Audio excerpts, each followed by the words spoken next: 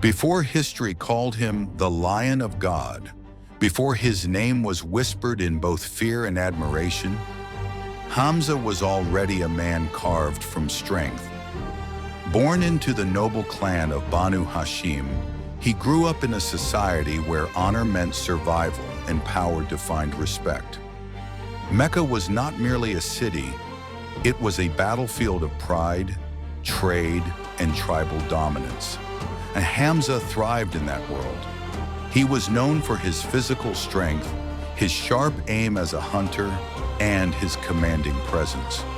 When he walked through the markets of Mecca, men moved aside, not out of fear alone, but out of recognition.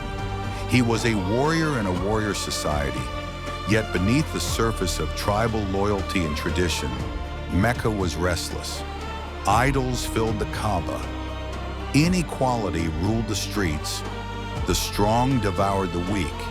And in the middle of this tension stood his nephew, Muhammad, preaching a message that challenged everything Mecca believed in.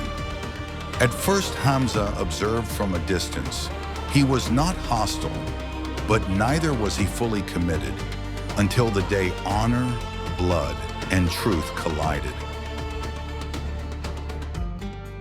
When Hamza heard that his nephew had been publicly humiliated and attacked, something primal ignited within him.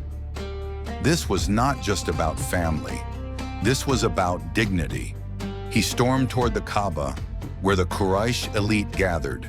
His steps were heavy, deliberate.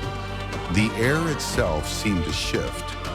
Standing before the man who had insulted Muhammad, Hamza did not hesitate.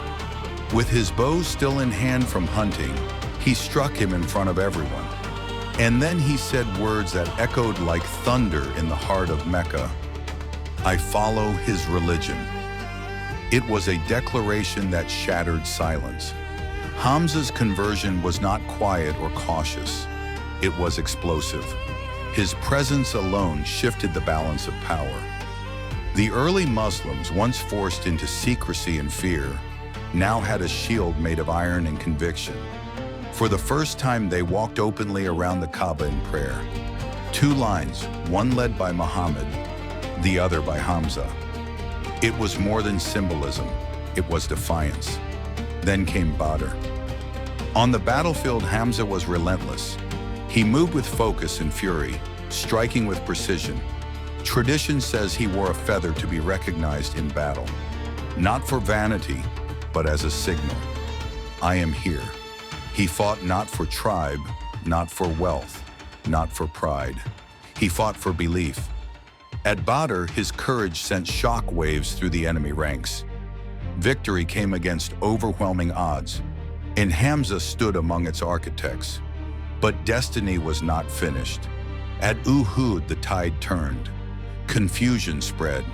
Strategic mistakes fractured the Muslim ranks. Hamza, however, did not retreat. He fought surrounded, outnumbered, unwavering. Every strike carried conviction. Every step forward was faith made visible, until a spear from a distance ended his life. Not in retreat, not in surrender, but in the heart of battle. His death was not merely a casualty of war. It was a wound in the heart of the Prophet himself. The grief was immense. Hamza was not just a warrior. He was family. He was protection. He was strength embodied. The battlefield fell silent, but his legacy began to roar. He was given a title that transcended time, Asadullah, the Lion of God.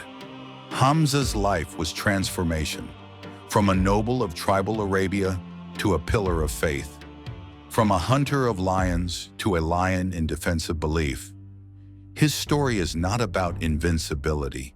It is about conviction. He teaches that real power is not dominance. It is choosing truth when it costs you everything. And long after swords rusted and empires fell, his name remains etched in history, not merely as a warrior, but as a symbol of courage shaped by faith.